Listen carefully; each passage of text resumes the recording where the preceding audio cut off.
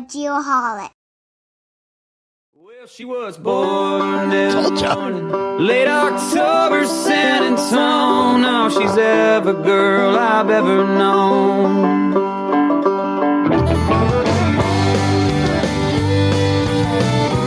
Nice intro. Like that one. Yeah. It's a dandy. I like it. Welcome back to Geoholics, episode 210. 210. 210, as producer Sean likes to say. I do. Indeed. This one's going to be fun because I am literally coming in hot from a work trip. Just landed about an hour and a half ago. Went right to the studio. All right. Not a ton of notes for this one, so we're going to be winging it. Well, I would venture to say that might be a good thing. It's going to be fun. Really looking forward to it. This is our second episode this week as well. It is. So what's new with you in the last 2 days? Not a whole lot. Not really? My general excitement / anxiety coming up for the big game this weekend. Yeah. Final Four so excited game for you. is continuing. Did you get tickets yet? Yeah. You did? I got backup tickets, and I've got a line on some club level nicer tickets. So you have tickets for Saturday, and don't go there. I'm not gonna. No. I don't. Just. So you go to both games? Yeah. Definitely cool. go to both. That's games. awesome. Yeah. That's exciting. But it reminds me of living in North Carolina when the ACC tournament is a big deal in North Carolina, and growing up, and I had a chance to go to a couple of times. That's awesome. And for there, it's like starts at 10 and ends at 8 p.m. It's 4 games all day, and you just watch 4 straight games of basketball all day. Like it's really cool. That's cool. Like different fan bases kind of bring their stuff. So I'm really looking forward to it. Believe it or not, the Southern Illinois University at Carbondale Salukis made the tournament a couple times. Oh, really? While I was there, as a matter of fact. So I made the journey to Chicago to watch them in their the opening game. Was that still, they have peach baskets, or was it actually like a Saluki? No, like was there a 3-point line when you were in school, or was it... I see where you're going with this. You're referring to me as being old. I am not so subtly. No, they had a 3-point line. Okay. They weren't very good at it, but they didn't win. But they made it, and it was like, for a small school like that, it was like, oh my God, the Salukis are in the tournament. It was crazy. No matter what, it's exciting. It really is. So we already know what's new with you. So that, and you know what? Our good friend Dave Portnoy. Oh yeah, that's big news. He was just in town today, and we missed him. Dang, well, he was literally a half mile from our studio. Was over there at Trevor's. Yes. Yeah, a couple of my buddies were there. Your buddies were there. My oldest daughter McKenna was there. Yeah. I mean, a bunch of people were there. And Miss Peaches. Miss Peaches, and did some pizza ratings. Do you realize Miss Peaches has? I mean, I haven't looked today, but last I looked, it was like 900,000 followers on Instagram. That's why I sent you a message. I'm like, dude, we need a podcast dog. I don't know if it can be as popular, as successful as Miss Peaches. So, I mean, it's a good thing to shoot for. Louis the Geoholic. Yes. Right. The new puppy at the Faber house could easily be the Geoholic's dog. Hey, we might be onto something. We might be. All right. We're getting way off topic here. Tell us about that opening number there, producer Sean. Oh, yeah. That was Turnpike Troubadours. Song called Every Girl. Turnpike Troubadours is an American country music group formed from Oklahoma, founded in 2005. They started their own imprint, Bossier City Records, in 2007 and have released 5 studio albums. Their self-titled 2015 album peaked at number 17 on the Billboard 200, and their most recent album, A Long Way From Your Heart, was released in October 2017 and peaked at number 3 on the Billboard Top Country Albums chart. So I gotta say, I like it, but I've never heard of this group before. It may have been through my playlist a couple times. May have been. And you know what? We used a Turnpike Troubadour song on a previous episode. No way. Episode 105. Really? Landon Jacks. Yep. Big Turnpike Troubadour fan. And this is episode 210, so exactly half. Exactly half. Isn't that interesting? So you know what? I just cut and pasted from that to that. So who knows? So they might have a new album. I guess they probably released a new album since 2017. I'm so lazy. All right. We are, of course, in the Altera Central studio this evening. Altera is the #1 Trimble geospatial dealer in the world. We do know that because we met some international Altera Central guys. And I need to talk to you about that because they're having an open house here in Phoenix here May 5th or something like that. Yeah. And they want the Geoholics to be there. Oh, really? Yes. I think we should do it. Interesting. Well, I think we have to. Probably free hot dogs at least. Well, they're a a key sponsor. They are. I think they didn't ask. I think they said, "Hey, you guys should really be there." So we were voluntold. We were voluntold to show up. Is Right. probably The Altera team is comprised of dedicated and talented individuals ready to help you find the solutions to your surveying, mapping, GIS, forensics, and marine challenges with their expertise and knowledge of what the latest technology has to offer. To find out more, simply go to alteracentral.com. Yeah, very nice. Next up, we have the GeoMax weekly service pro tip. To find out more about GeoMax, of course, go to geomax-positioning.com. And producer Sean, I think this one's teed up for you. Yes, it is. I like this. It's somewhat similar to what about a month ago, but I like how this is phrased. Whether it's a bored demeanor, a dismissive look, or just plain rude behavior, sloppy customer service spells disaster faster than just about any other business transgression. 100%. I mean, cannot argue with that. That was Lauren Simmons, managing editor of the Small Business Community. Small Business Computing. Yeah. I'm guessing that as well. Yeah. And yeah, like even emails, right? Emails are so dangerous. That's something you cannot communicate tone in email. And it's easier when I read it and catch it than when I do it myself.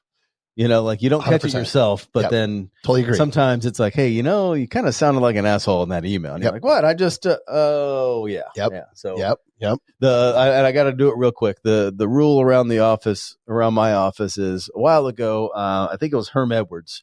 He was, don't hit send. You know, right? Don't hit send. Yeah. He was I love that a NFL coach. And then they asked him to do a talk to the rookies at the rookie symposium or what it is for all the rookies coming into the NFL. Yep. And the way he said it was, you're going to be typing out that tweet, maybe late at night, maybe at the club, maybe something. You're going to type it out.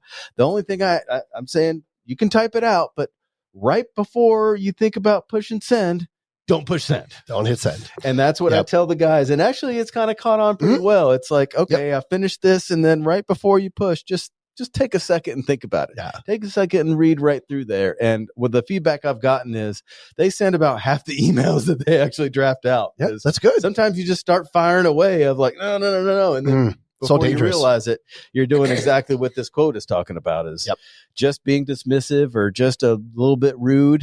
Man, it is disaster. It could lead to disaster. No question. So before the show, producer Sean volunteered to do double duty. I did. Because he knew I came in a little frazzled. So that's what I'm here for. We, of course, have the GeoSearch Job of the Week. And, of course, to find out more about GeoSearch, you simply go to geosearch.com. What do we have this week, producer Sean? Yes, this is from the GeoSearch Career Corner. And the big question for them is, are you a skilled project surveyor looking for your next challenge? GeoSearch presents this week's Job of the Week. So this company is seeking a talented project surveyor in Northeast Pennsylvania. Candidates in PA can work remotely. And that'll be considered. And this potential candidate must have 8 years of experience and a professional degree in land surveying or civil engineering. No comment. This person will lead survey tasks, manage teams, and ensure accurate deliverables. This role includes scheduling crews, data collection, utilizing tools like AutoCAD, Civil 3D, and Trimble products. Plus, you'll have the opportunity for mentorship and career growth. That in itself is a huge opportunity. Absolutely. If you're ready to take on a dynamic role in a thriving geospatial company, apply today at geosearch.com. Happy survey. Happy survey. I like that. I love it. Oh, man, it's great. I love those guys at GeoSearch. They're amazing. And gals. It really is a good resource. 100%. All right, let's get our guest in here. Of course, our guest this week is presented by Airworks, and you can find out more about Airworks. Are you chasing a bug over there? No, it's a fly. Just keep going. Okay. You can find out more about Airworks by simply going to airworks.io. those guys are doing some really cool things as well. Mhm. We have Shannon Conaway with us this evening. And here's a little bit about Shannon before we loop him in here. He was born in Harbor City, California. Get this, in his early preteen years, his parents moved to North Carolina. Kindred spirits. Interesting. And then to Las Vegas for most of his high school years. He attended Fresno State. Go Bulldogs. Bam. Good thing I wasn't offering any money on that one. In his free time, he likes to golf. He likes to spend time with his family and friends, RVing, barbecue, and he's just getting into deep sea fishing, I understand. Cool. That's Yeah, pretty like cool. it. His current job is he is the founding partner and CEO of one of the founding partners, I'm assuming, and CEO of Conaway Geomatics. And his passion is simply the A&E industry with a special passion for surveying, of course. What are you looking at? I'm just distracted. Oh my goodness. Training and preparing the next generation of surveyors. And of course, he loves his family. Of course. I love that. Shannon, welcome to the Geoholics. Thanks so much for being here. Thanks, guys. Yeah, I'm glad you're able to carve out some time to join us. Before we jump into the meat of this, we have to, of course, go to the Trimble Geospatial Icebreaker. Yes, so let's do that. So our icebreaker this week, and this is totally off the cuff because I don't have notes in front of me. Love it. Here we go. What is the best advice, Shannon, you have ever received? I think, the best advice, I got it from my father, and it was about leadership. And he said that the key to leadership is you take the blame when things go wrong, and you defer credit when things go right. I love that. Really good stuff. Really good stuff. What's yours, buddy? Anything come to mind? I mean, there's a lot, I would say. I think it was the, and I don't remember who it was, but it was the don't sweat the small stuff. Mm-hmm. I'm like, just, and I can't You're remember good at along that. the way, but don't let that stuff. You are good at that. And it's done me well. It has. What about for you? Sure. What did Abe Lincoln tell you? No, in a dream. I'm gonna go with Dwight Schrute on this one. Okay. Dwight Schrute simply said, "Don't do dumb things." That's good, right? Just don't do dumb things. I can see that. All right. So Shannon, born in Harbor City, California, went to Fresno State. One of the founding partners of Conaway Geomatics. Talk about that journey just a little bit. Yeah. How did you get to founding Conaway Geomatics? Well, it was a midlife crisis. I did it at the ripe old age of 50 when I started. So I've been in business for 5 years, but it was a little bit of a circuitous route to get there. I went to Fresno State after I got out of the Army. So I was in my late 20s when I graduated, and I had 2 kids. And so I really liked the private side of the business. I did some internships and really was gravitated more towards private consulting. And so I sought out different companies, and I thought the route that I was on was kind of escalating through that way to making a principal and partner with some of these firms and work for different firms, work for Carter and Burgess, and then we got bought out by Jacobs, big publicly traded company. And in that process of the last 3 years, I was running a big program where I had 20 sub-consulting small businesses that were working for me.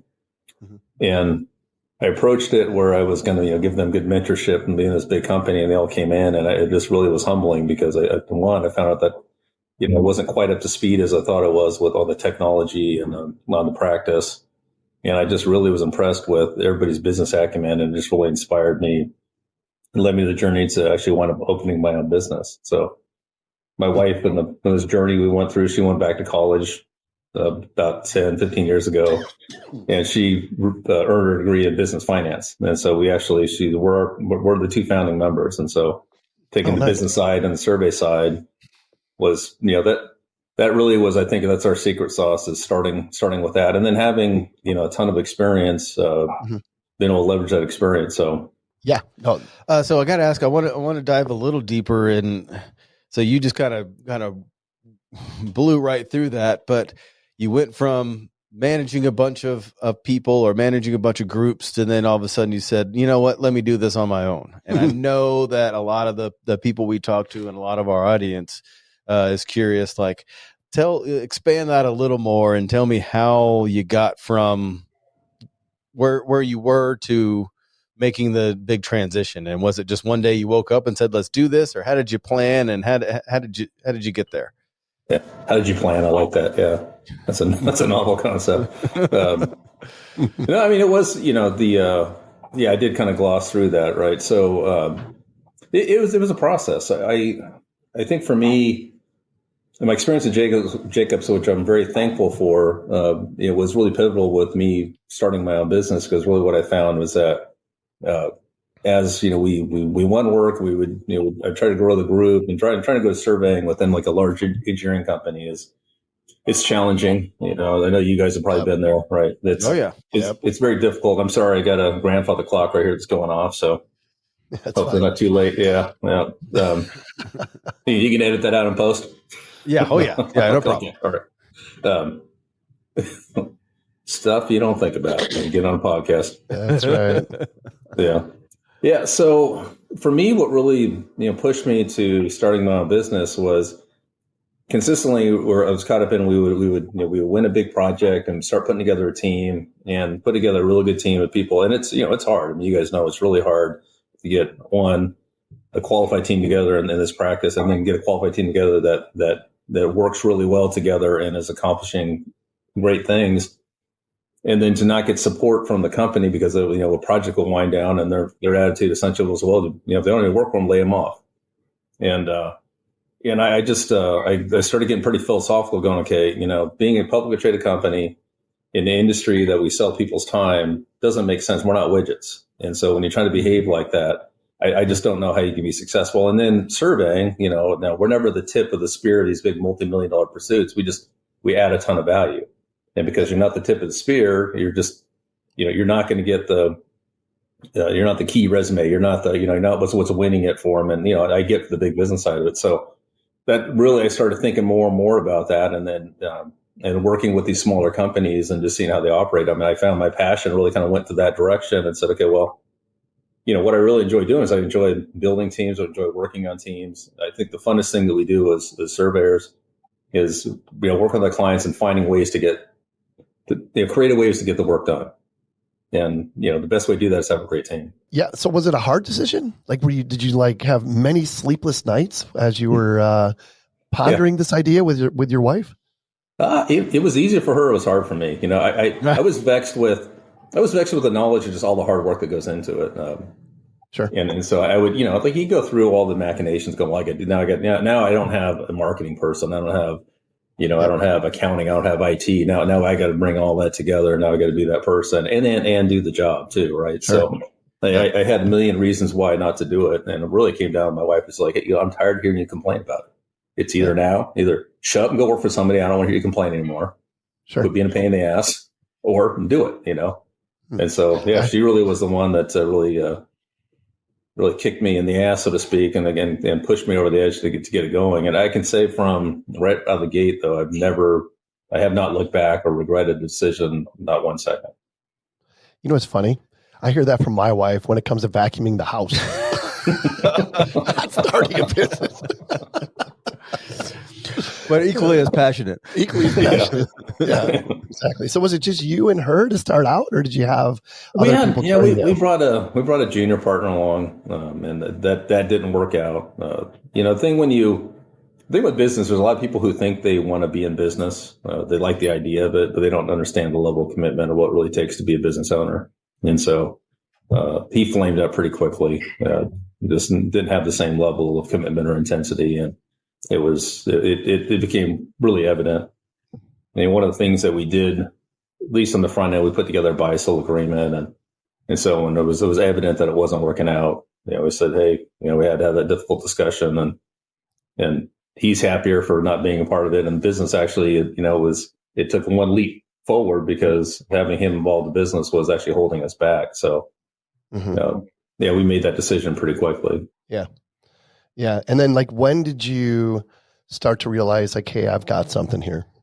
I think it's just, there's all these different, it's interesting. I think it was right from the beginning. There's always these different steps along the way that I think, there was something that, on the front end I believed in, but I would say probably 6 months after we parted ways with our junior partner, and I was really working with our team with, as you guys can imagine, we've got a really young team. We're a small business. And so our approach is we've got to train. So once I started working on the team and then seeing how fast they grew and how they were able to fill in all these different roles we had, that's when I said, oh, holy crap, man, this is really neat. I mean, this young team has come so far within a short period of time, and they're producing some really good work. And I think that's one of the things that, to me, with the junior partner, he and I had worked together for 17 years, and we were struggling just getting out just simple maps, legal descriptions. I was thinking, what the hell is going on here? This is never part of what we've done before. So, yeah, I would say that 6 month mark was when I just said, oh yeah, this is really cool.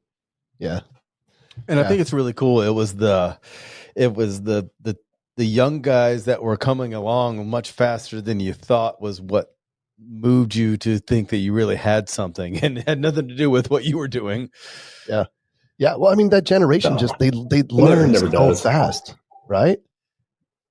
Yeah. I think that's, and I don't know about you guys, but to me, that's really the joy of what we do is transferring our knowledge to other people, and then finding other people that are interested. I think with surveying, I love it. I just love it. But it's like somebody asks me what I do, then I literally have to kind of have this interaction I have with them. I said, well, I'm a surveyor. Do you know what that is? Well, no. And I said, well, it's kind of closely related to civil engineering. Do you want me to tell you about it? They go, no. And okay, fine. I want to tell you about it. Well, they say, yeah, well, no, we'll talk about it. Right. So we'll move on. Yeah. We'll talk a little bit about more about your path to becoming a surveyor. You mentioned, you were in the Army. Again, thank you for your service. Absolutely. Is that where you got introduced to surveying? No, my dad was a civil engineer, and he would take me into work. He worked primarily on the public side, but he would always, as a kid, he would want to take me and show me what he was doing. And inevitably, we would wind up surveying because he wanted to show me some roadie design. So he'd take us out with the crew, and so we're laying everything out. We would go. I remember in North Carolina, Sean, that we were laying out some ball fields outside of Gastonia, and put them all. I love baseball at the time, and so we're actually surveying these ball fields in. So. Yeah, my experiences with engineering were surveying, and so as he thought he was teaching me engineering, I was kind of catching on to surveying. And then when I was in high school in Las Vegas, he worked for a private company, and so I would go in and chain. Have a guy that would come out. They had a little bit of survey work that'd fly him in, and so I'd go support him, and he would yell at me, and I would sit there and go, I don't know what he said, and barking stuff on the laugh, and so I got exposed to it there, and then. In the Army, being artillery essentially is all surveying, especially like FDC. Oh, yeah. You have to lay out the battery. You're calculating where the rounds are going. You're getting information from the forward observer. You're doing basically bearing intersections. You're doing, applying all the calculus and physics that go into it, which are, I wasn't doing that freehand. That's all slide rules or on the computers, but it's all, and you're laying out a map. So that's all surveying, and I just enjoyed all that. And so when I started getting kind of more serious about college, I was a colossal screw off in high school. I failed algebra in high school, and I did 4 years of auto shop. I did welding. I did wood shop. I was just going to go in the Army. I work in the trades, and so once I became a father at a really young age, and I was like, okay, I got to get it's going to be tough working in the trades. And so my dad was an engineer, so I just started pounding the books and worked through junior college and starting from Math 1 and working my way, and then eventually transferred into Fresno State. And originally I was a civil engineering major. I didn't even know they had a survey program. I was walking the halls the first week, and the Dr. Crossbill, that was the coordinator at the time, was the civil engineers hate him because we recruit a bunch of guys and gals over to the survey program. But he had me come in, and we started talking. That was it. I was sold. So oh, sure, yeah. That's kind of my route to get there. Fresno State's got a really strong. Oh yeah, one of the best. Yeah, one of the best. And my takeaway from that is, I wonder what % of surveyors were complete screw offs in high school. Well, I was a straight A student in high school. I took to college to where I became a screw off. Mine carried on to college. Right. I just went straight. You did go to high school. You did go to high school in North Carolina, right? I did. Yeah. All right. Yeah. I was. I'm surprised as you are. Yeah. Oh man. So talk about how your experience in the military carried over to being the owner of a company. I think it helped me. It helped me in leadership. Helped me with work ethic. The interesting thing about the military, it had its detractors at different times too, because definitely I had sort of a lot of criticism of me being too much of a hard ass or being too direct. I think that's the main thing I've gotten, is being too direct, which I always find to be odd. Is like, don't you want to be direct? To understand where people stand. So Yeah. the military, there's just no excuses. You start making excuses, everybody just jumps on. Even if it wasn't your fault, and you just can't do it. And so you develop a mindset that you have to get beyond. If something's wrong, you have to get beyond it quickly. It helped with that. And then you learn a ton from the great leaders, the handful of great leaders you're exposed to, and you learn so much more from all the bad leaders about what they do makes them wildly ineffective with yelling and screaming and throwing things. And so, Yep. the other thing what the military does is it does give you responsibility at a really young age, and they give you the opportunity at a young age. You're going to screw things up, and then they'll take a stripe, or you'll get in trouble. You'll have to go through kind of the gauntlet with it, but then they get the opportunity to do it again. So I think having that opportunity to, at a very young age, to have some leadership and go from hanging out with your buddies and getting a stripe and having to be in charge of your buddies and everybody screw you over, and then realize what that's like, and so by the time I came out of college in my late 20s, I was, work at my LSIT, but I wanted a leadership position. I wanted to accelerate as quickly as possible. So I think it just really put me on the fast track to move into project management and group management very quickly. Well, yeah, you said you hit the hardest point, is go from working alongside your buddies to then having to direct and supervise your buddies. That's usually the first step in the transition to being a manager, and not a lot of people can take that step. Yeah, I learned a lot. I think I was talking to one of my guys today, and one of I went to work for Nolte and Associates, and they were bought out by MD5 years ago. And so I was working for them kind of right out of college. There was another party chief survey technician that left shortly after. And so basically I inherited all of the projects he was working on. We had a big high rise we were doing, and just a bunch of other stuff. It was all around the Sacramento area. And so I inherited his chairman. And the common knowledge with this guy was a complete screw up. Everybody in the office would talk poorly of him. We looked at him, he was kind of like a quintessential chairman with hair kind of going all over the place and a little bit disheveled. And nobody had a good thing to say about him, particularly the guy that he worked for would just constantly berate him. And so, when they said, hey, you got to use Lane, I said, okay, that's fine. But what I had learned from my experiences was like, well, people can say what they want to say about somebody, but that person as an individual has to prove to me, whether they're good, if there's issues. And so I took him off to the side and I said, look, people have said different things about you. And he goes, yeah, I know that. I go, look, this is day one. What do we do from this day forward? You'll only be judged by me from what your actions or behavior from this day forward. You're here on time. You want to pay attention. Whatever knowledge I have, I will share with you. I will support you. I'll be that person. I said, you screw up, you're going to hear it from me too. I'll be the first one to tell you. And so, he was surprised and thankful, but really what amounted to it, the guy was a great guy, and people were judging him just because of his aesthetic, or kind of he was a farm boy from the outskirts there in Sacramento, and he did excellent. He blossomed. We worked really well together. He knew how to kind of mark the stakes. I didn't know what. I could calc anything, but coming out of college, I know how to mark the construction stakes, and so here's how we're going to do it. Like, I'll calc it. You show me how you're marking it, and then we'll lay it out. And so we made a great team. And he went on.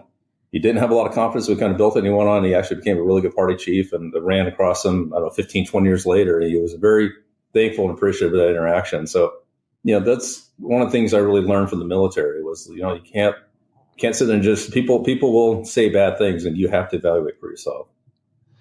Yeah. On that note, I want to ask you, talk about the importance of having a good supporting cast around you, not only as a leader, but as a business owner. Well, it's a must. You need to surround yourself with people to tell you what you need to hear, not what you want to hear. I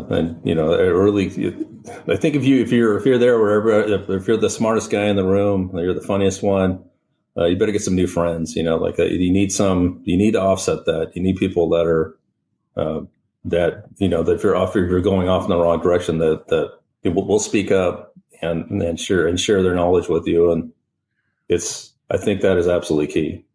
Mm-hmm. Agreed. Absolutely. I I often think that I'm the smartest and funniest person in the room. So that's not good, buddy. I know You don't want to be that person. I've been told this by many people other than Shannon. And more times than not, you might be thinking that, but you're not. I know. But Sean, that's we're in the room together a lot. So I just go in the room. I'm like, I'm the dumbest person in here. That's my approach. I just run with it. I'm the smartest and funniest after about 3 whiskeys. Mm-hmm. Yeah, oh yeah, without a doubt. Yeah, no question. So, how big is your company, Shannon? Well, we're at 15 people. 15 people. So this is always intriguing to me because I have worked for really small companies. I've worked for really big companies, and I've kind of settled into a medium-sized company. And there are definitely pros and cons to working for all three of those: small company, mid-sized company, large company. When you are looking to hire somebody, talk a little bit about your sales pitch. Like what do you have to offer somebody who is considering joining your company? Well, coming from big companies and medium companies, one, we put together a very competitive the pay and benefits package. And so I know we're very competitive with any of the bigs or mediums, and definitely way more than any small company. So I know we compete on that side of it. And I think the main thing we offer is just it's growth. You're working directly with the owners to grow the business, mm-hmm. and we're committed to it. We'll support you to go into conferences. We'll support any other supplemental training and help you along with us, team with us to grow the business. Hey there, Geoholics. Got to tell you about our friends at David Evans and Associates. At DEA, they join their clients to make a positive difference. DEA is a recognized leader in the design and management of complex transportation, land development, water resources, and energy projects nationwide. They combine the talents of engineers, surveyors, planners, hydrographers, landscape architects, and natural resource scientists to provide their clients access to a complete range of services. In addition to that, DEA's philosophy, core purpose, vision, and values strike a balance between freedom and responsibility, guidance and accountability, and economic progress and environmental stewardship. DEA is consistently ranked among Engineering News Record's top 100 peer design firms in the U.S. and among leaders in many of their local markets. To find out more, visit www.deainc.com.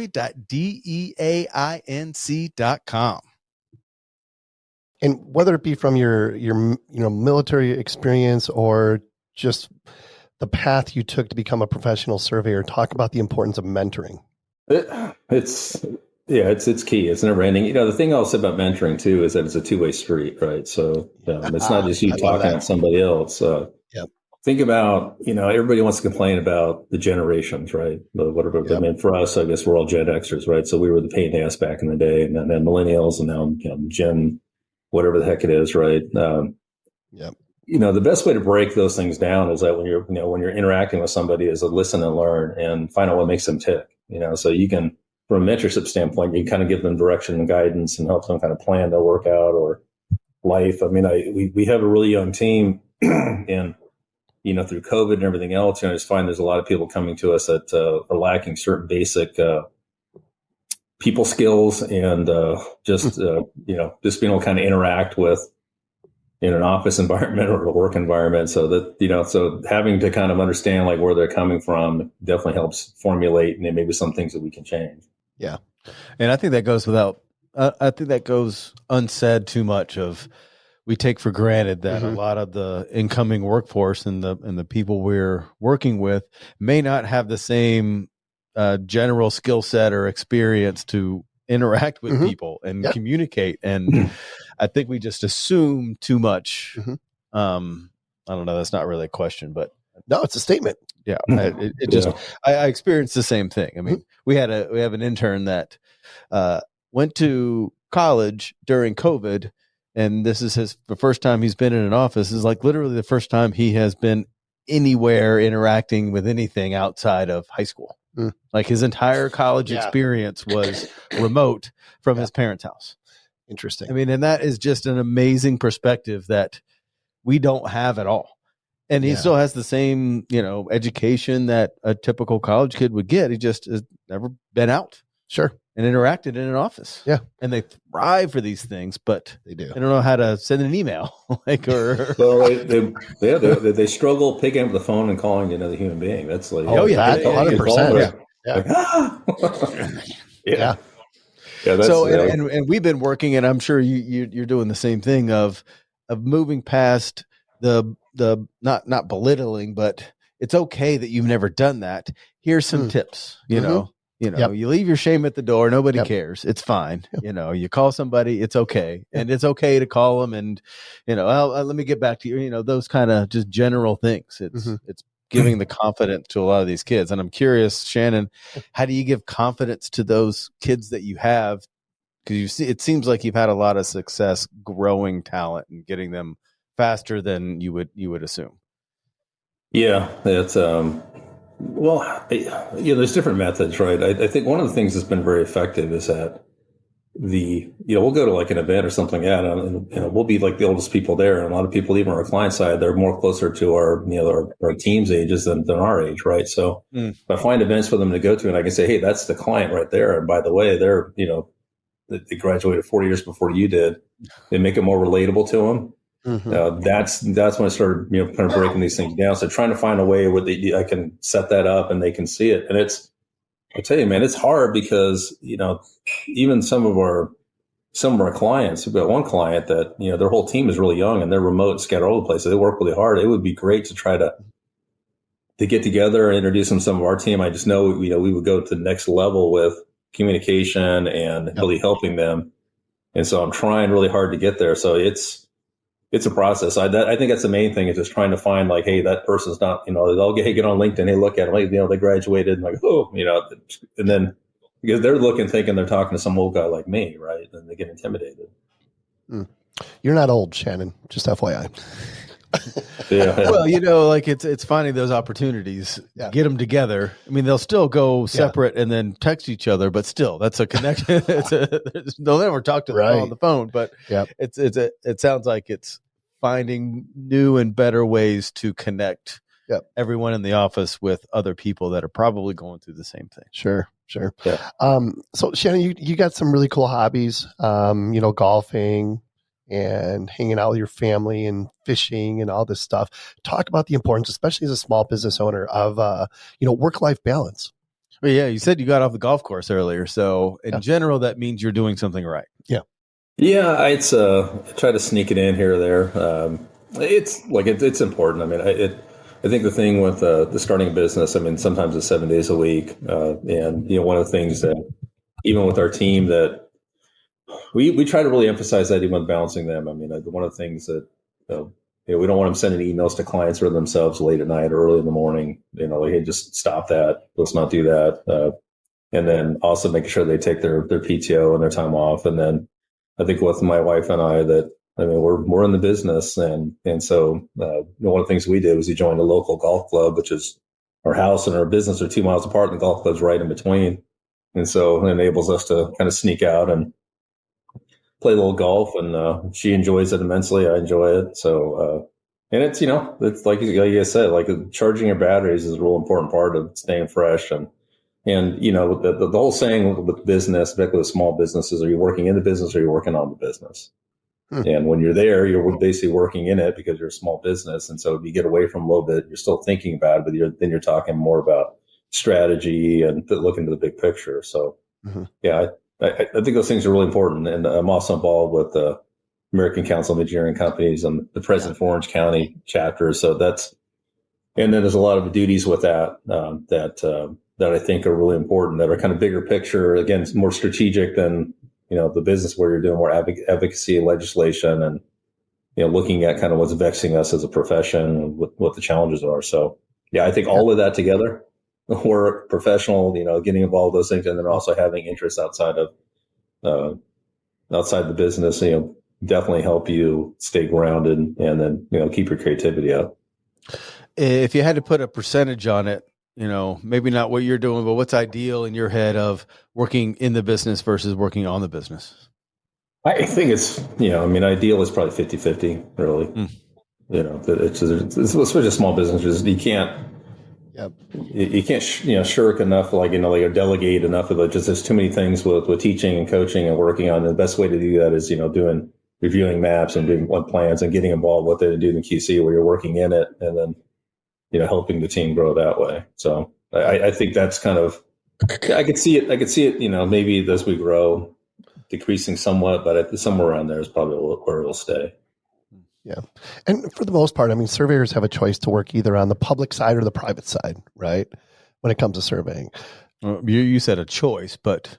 Well, a choice. Like a career path. Like you can take a career path on the public side, or you can take a career path on the private side. And, obviously, Shannon, your path is taking you to the private side.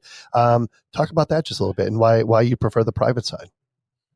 Yeah, I when I was at Fresno State, I did some summer internships for Caltrans, the California Department of Transportation, and it was awesome. They paid, and it was a great experience. But then I got to also see the bureaucracy, and for me, like even with the Army, and then there was a short period of time my wife and I were on welfare. We were broke with two small kids, and so to have like these big bureaucracies be in control of your destiny.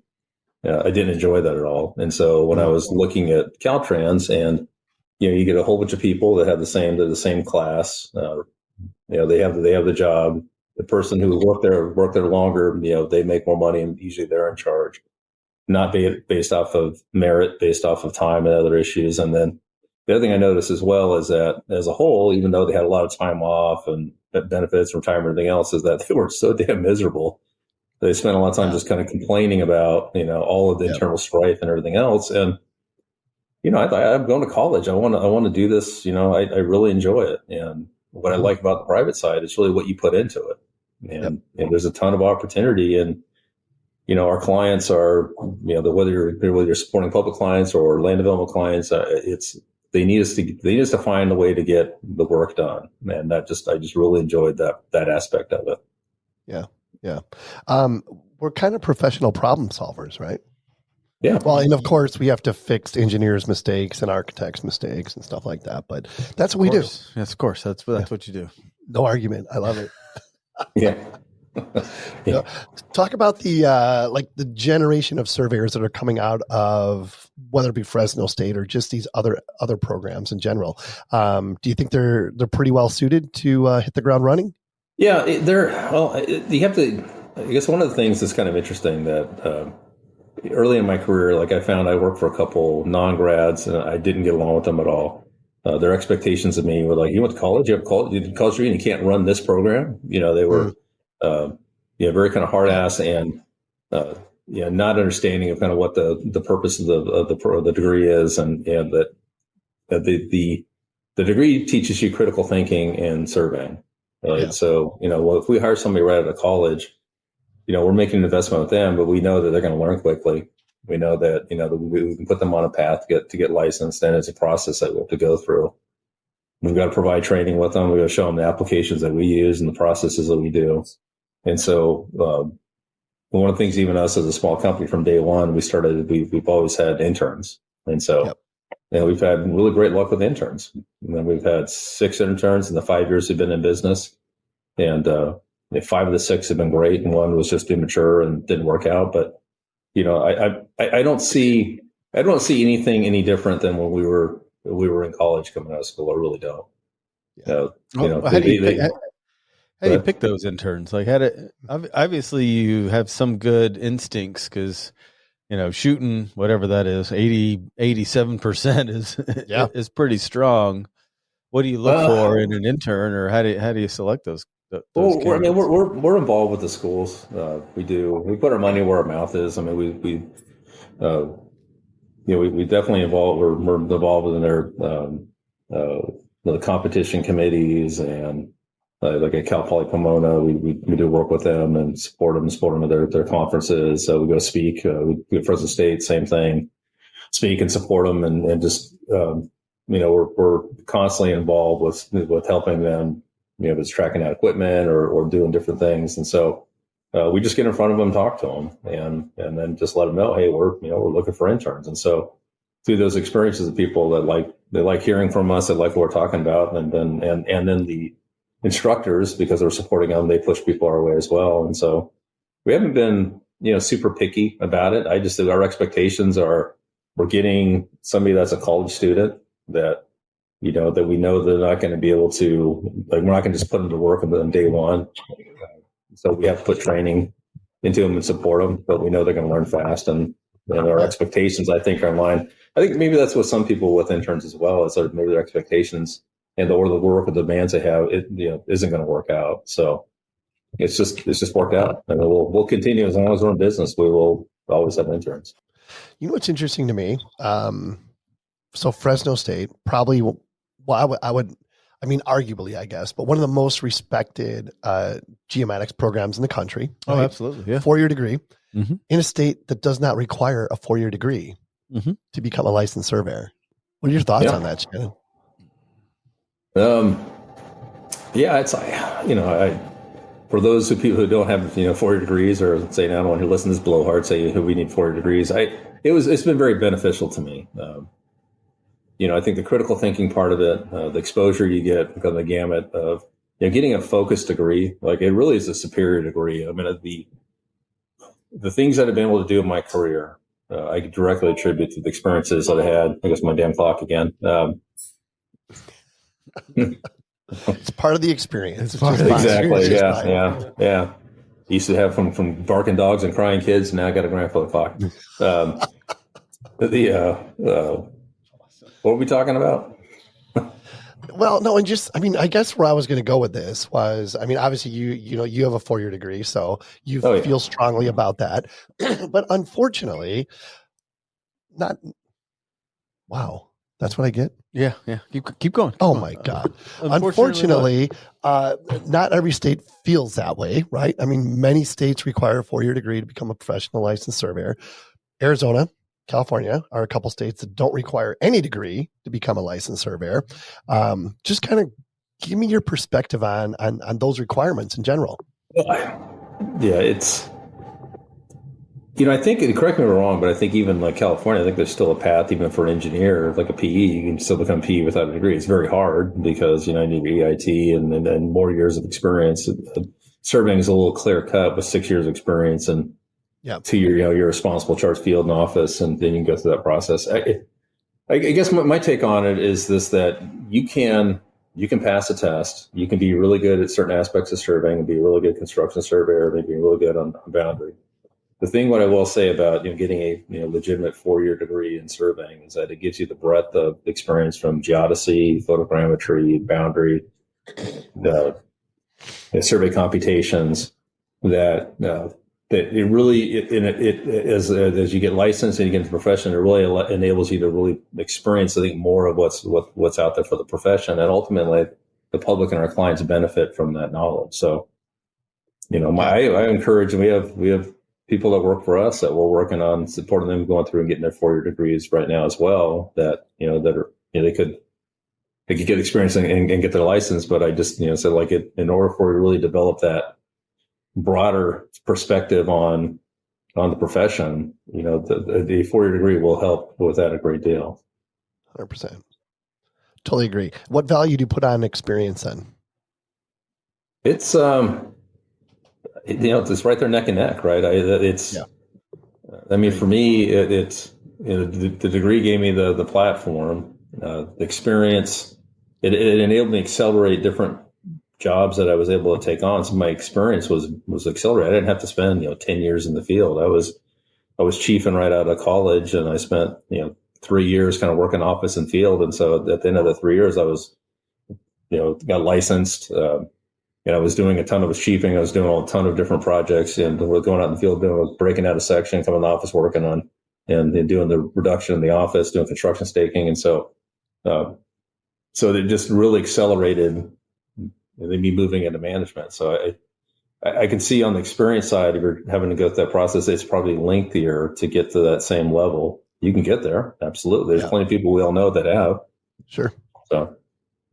So when you look at the profession from, say, 30,000 feet, from your perspective, what are we doing really well and what could we be doing better? Well, the main, I'll start with the bad and go the good.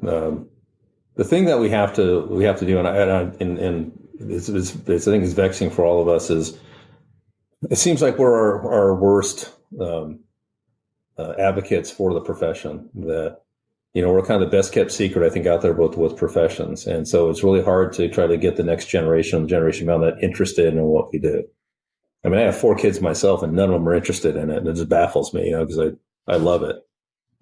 So as a profession, I think we really struggle with attracting new talent and to sell and to advocate that it is a great profession. I think what we do well as professionals, they'll just like us sitting here talking right now, that there's characters in every profession, but even like through ACEC, and I sit across people I compete against, but we collaborate on all kinds of legislation and other things that we're working on the professional level. And at the end of the day, we do support each other. And it's not, I guess I look at it this way. Yeah, we compete, but there's so few of us that there's really not, I don't see anybody as really competitors. I think we're collaborators. And so I think we do that really well. I mean, those of us on the private side, like we know that we can pick up the bat phone and call each other and help each other out.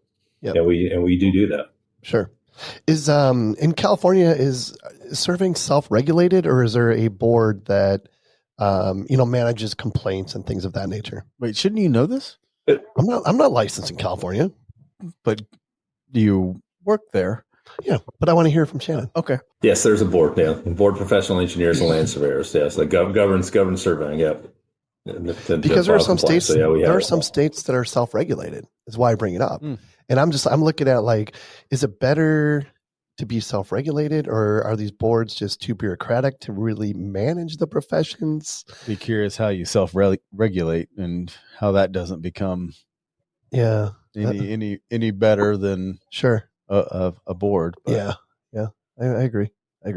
It's interesting. Yeah, it's well, I think in California, I mean, it's such a big animal with just number of people and dollars and everything else, that we have a couple things that are going for us. So American Council of Engineering Companies does a good job of collaborating with the board of professional engineers for things that are potentially negative in impact to the licensure to the profession. We collaborate with California Land Surveyors Association on the many things that are in common. And we had a company out of Texas that was providing products that were mapped, land survey products without a license. And so, we collaborate with the process to issue a amicus brief and to get the courts to rule, like, hey, they are practicing surveying in the state, and therefore they cannot do that. Right. So, it's, I mean, obviously self-serving from a professional standpoint, but we've all seen people who are practicing the profession who aren't qualified and the damage that they do. And so it is to our professional responsibility to support the profession. I mean, make sure that we get people we can get a license, get people that are interested, because if we don't do that part of it, then it's really hard to justify that, hey, we need to make sure that we have a licensure, because we're creating a huge bottleneck, right? Then that it will go away if that's the case, because jobs need to get built, right? Yeah. On a little bit different note, you work in a state, obviously, where the union is strong, correct? Right. And your company is not signatory to the union, right? No, we're non-union. Yeah. Non-union. I managed union contracts. I was union myself. I went up for a short period of time. So just in trying to get my field experience. So yeah, it's here. It's ever present. So. Yeah, for sure. Talk about the pros and cons a little bit about union versus non-union, because I like a lot of the things the union does as far as like the apprenticeship program goes and stuff like that. I think it's a path to developing better surveyors or more. Yep. But I would love to hear your perspective, Shannon. Well, there's an inherent conflict with the union, with the unions for essentially skilled labor, not professional. And so, their charter is that they don't, it's not in the union's benefit for people to get licensed, right? They want them to stay kind of the journey level, party chief level, because then they're union members. That's a good point. And so they want to keep it as a skilled labor, technical job, not a profession. More so of a trade. There's a conflict there, right? And the challenge was if you're coming into the profession and you want to be a surveyor, the best surveyors that we all know are people who work the office and field. Once they get licensed, they start managing work. People who come through union companies, and we all know these different people, and people will sign for them even though they don't have qualifying field experience, and they get licensed because they're bright and they can get licensed. They wind up managing the work, and then they're directing people in the field, and they lack compassion and understanding what it's like working in the field, which causes a problem, right? So you have that issue. And so it does create a problem if you're working for a union company and you want to get licensed. And then, if they put you in the field because it's so expensive at the union, then you're like a third crew member, you're not a party chief. You're really not learning. Yeah, you can learn how to set up an instrument, but until your butt's on the line, you're not really learning, right? So there's inherent problems with that, with developing professionals with union companies. I don't. If somebody wants to make a good wage and they want to go that route, I don't wish them any ill will off of it. There's so much more to the profession than just working as a union survey crew member, and it relegates you to more construction. When so it kind of limits what you can do.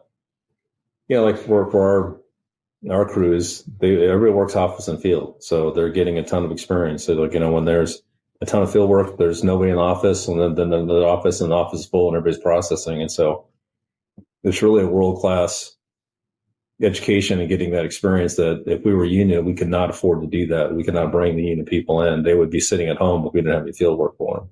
Right. Yeah, so exactly.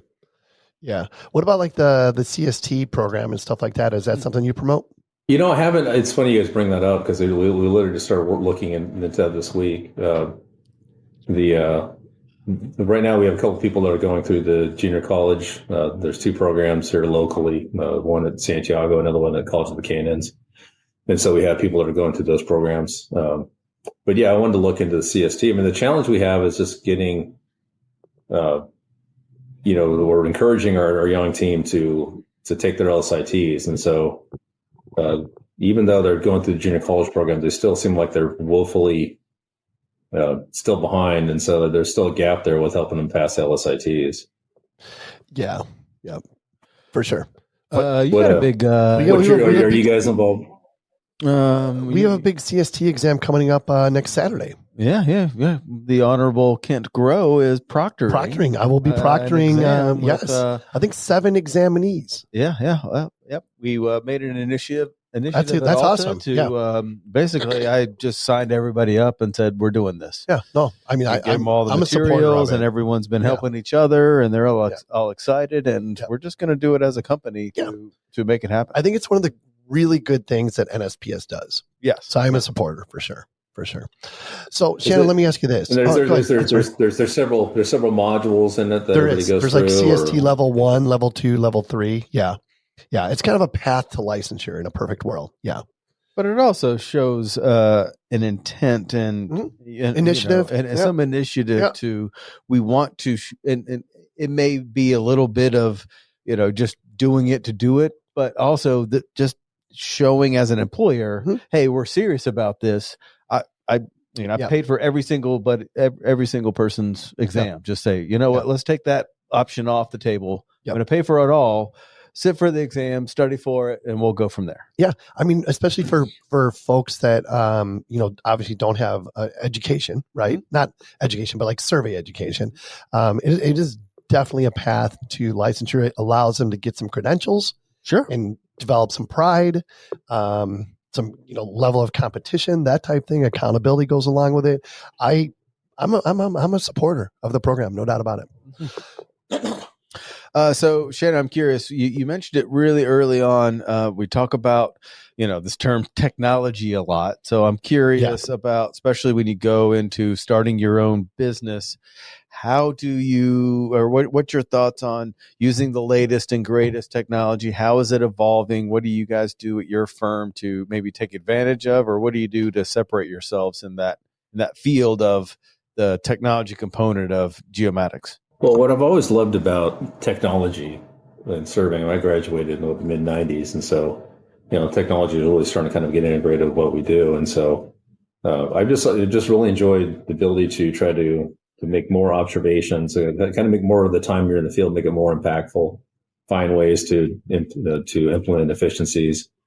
So I've always gravitated towards the technology. I back in the day, in the mid '90s, I was able to break down a whole section using RTK, one day, and that would take us 4 or 5 days of traversing, right? So I just enjoyed those aspects of technology. So that's one of the things that's always interested me from whether we're implementing UAVs, doing, static and mobile LiDAR scanning, auto line work, using line commands and automated line drafting, and then implementing different CAD standards that enables us to speed up the process and improve quality. So, and then, the other thing too is it enables us to provide some additional items for our clients that can really help them with their jobs. I think just pragmatically, just providing like a really high resolution ortho photo, that you can collect from your drone that doesn't take a ton of time or effort and that really provides a ton of value, pretty neat to do. So, for technology for us, I mean, we're a Trimble shop, kind of from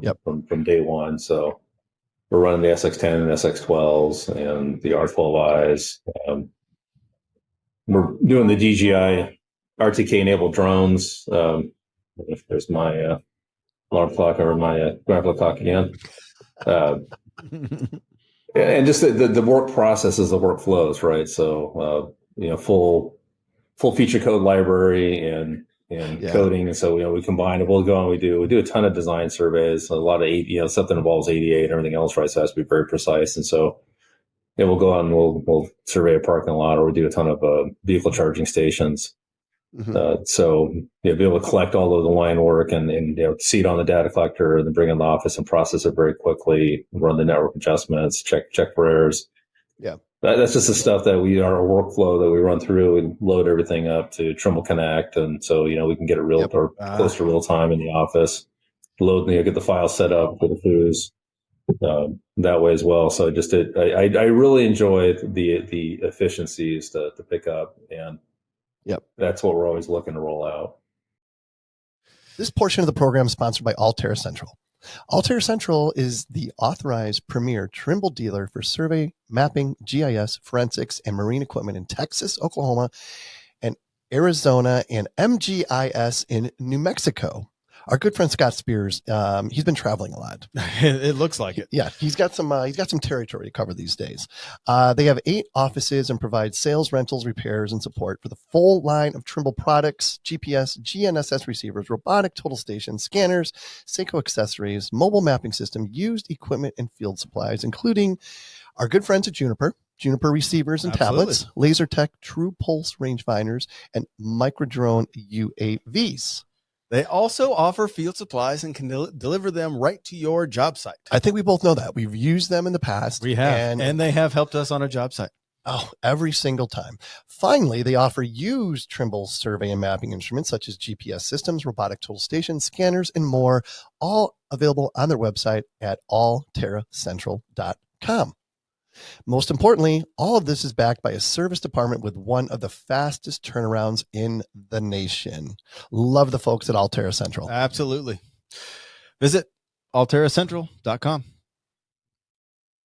Yeah, I love that. And I love how you just kind of brought it into the workflow and this is just how we do a project. Right. I got to give Dr. Nick a shout. He sent us a little YouTube video of like him and another guy doing real basic kind of, this is what we do to get some corners and get some topo. And I love how it's like, all right, well, here we're going to hit this. We're going to fly the drone. We're going to get some ground truthing. And that's just the workflow of how we do this. You have to. And I think once companies embrace, that's just how we do it now, we're going to kind of skip over we're going to talk less about how we're using technology and more about what's the latest and greatest in that, instead of going from more old school to new school. 100%. Everyone's on new school because that's the workflow. Sure. It sounds like Shannon's already there. I believe so. Yep. Well, I mean, the thing that I say about it is like technology will never replace good survey practice and procedure, right? You still have to set up, you still have to have your equipment calibrated, you still have to close your traverses, you still have to,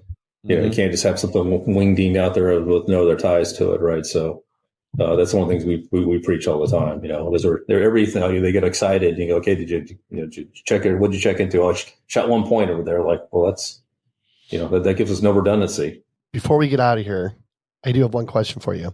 I guess it's a 3-part question. Oh boy. Well, not really, but you'll see where I'm going with this. So, will we? From a professional perspective, what are the top 3 achievements you're most proud of? Oh, that's a good question. There you go. See, you thought I was going to be dumb. I did. Yeah. Well, I think getting licensed, that's definitely one of them. I think starting and successfully running a business for 5 years is number 2. And then the other thing, which was I had the opportunity at Jacobs, is that I ran a program called Pipeline Safety Enhancement Plan. So it covered so-called gas and SDG&E. And the program, they started from scratch. I put together a team for it, and they built it to over 300 people that are working on the program I think after about a year. And so I had some really out-of-body experiences on the program because I had a team of about 50 people that are direct staff. We had a leadership team of about 20 people. And we would have these weekly meetings, which I called Scrum, because we would just kind of get together and work through. One of the things that I found early on is that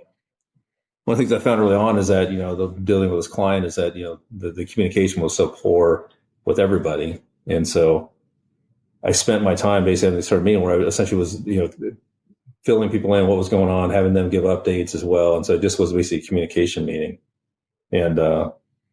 And how that brought the team together. And we had people kind of scattered all over Southern and Central California.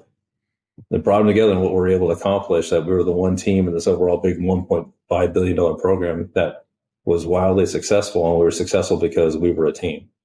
And, I had these couple moments where everybody was kind of joking and communicating everything else. And I literally was kind of rising above looking at this thing and, wow, this is something that I'd love to, break both hands, pat myself on the back. I mean, it was my vision putting it together, but just getting people to buy in and see them grow with it and see them run with that. That was really the neat part. Oh, so rewarding, right? Yeah. And what's crazy is that's up there with getting licensed and exactly. and starting and running a successful business. And I think that's really cool. Says a lot. Yeah, it really does. Does indeed. What else, Shannon? What else do you want to get out there? We kind of touched on a lot of good topics so far. I think for me, I've been doing this for 30 years that, and I talked about it earlier as well, but I think just getting involved with the new generation coming in and helping attract people and bring them into the profession and supporting those who are in the education side of it, and whatever way we can help them to maintain interest and get more people into the profession.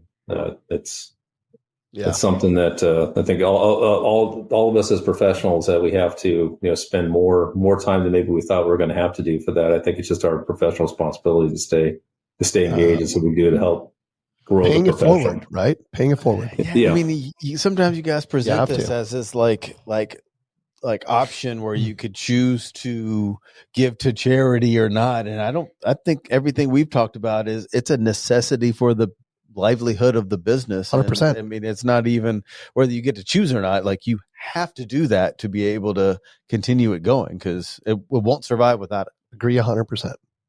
Definitely. I think the other thing too is I think having a mindset of always look for the opportunity, right? That we're always vexed with. Not every day is a great day. There's things, people quit, things happen, we lose jobs. There's always an opportunity, and I think to develop that mindset, that even when it seems like the chips are down, they can say, okay, well, maybe it's a time to retool. Maybe it's, time to evaluate and kind of look inward and go, we lost a client. Okay, what was our culpability, our fault with that? Right. Opportunity. I think, and I would say to me, that would be the best mindset to develop, the healthiest mindset. And it's hard. I mean, there's times like you can get negative, but to keep going back to going, okay, like even for me, when I start getting negative, it's like, okay, focus. Where's the opportunity? There's always an opportunity. Yeah. I love that.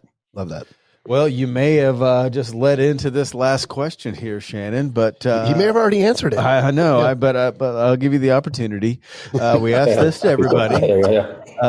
Do you have a mantra that you live by? I think just live with gratitude. It really is. Ooh, I love that. Yeah, that's a good one. Live with gratitude. Perfect. Do we miss something there? We good? No, we're good. Yeah. Yeah. What else? You got anything else? No, this has been awesome. It has. I mean, that was the fastest hour ever. Right. Well, it's just It means it was great content. Yeah, exactly. Yeah. Well, Shannon, thank you so much for being here. Thank you for your service. Thank you for everything you're doing for the profession. Absolutely. And we'd love to do it again sometime if you're up for it. Yeah, that'd be my pleasure. And thanks, the guys. I really appreciate the time as well. You betcha. Got a nice little thing going on here, so that they want to drink some whiskey now. So Sean, what part of North Carolina are you from? I grew up about just outside of Greensboro in a town called Burlington, and then I went to North Carolina State for my BS, and then moved out here after that. So that's why you're a little interested in the Final Four. Just a little bit interested in the Final Four this year. Is maybe hit a little close to literally home. Yeah. Oh my gosh! All right. Go Until next time. Wolfpack. Yeah, go Wolfpack. Love it. To go Wolfpack. Love it. Is the music playing? No. This thing is acting really weird right now. Well, you're gonna have to sing it. Oh God, you do not want that. You do not want that. Why am I not connected here? This is so weird. No, it says we're connected. No, you have to push the triangle sideways. The sideways triangle is the play button. Dude, I'm so pissed. Did you turn your volume up on your phone? How about now? Try now. It's all you, buddy. No, look at everything's supposed to be working. All right, well, take us out anyway without you sing Old MacDonald, why do this? I'm not going to do that. Just keep going. All right. Until next time, everybody. Yeah, that's not it. That's not it either. Good God, what is happening? Anyone, if you'd like to be a guest on a future show, shoot us an email at info@thegeaholics.com. That's right. Every Girl by Turnpike Troubadours. Yeah, we'll available everywhere. We'll plug it in there. You'll drop it in. Yeah, I know how you do. Until next time, everyone. This is great. There were so many good takeaways. This is a list here. You learn more from bad leaders. Love it. Love that. Mentoring is a two-way street. It is. 100%. Technology will never replace good survey practice. It won't. There's always an opportunity. Man, there is. Live with gratitude. Please. And most importantly, be safe and healthy.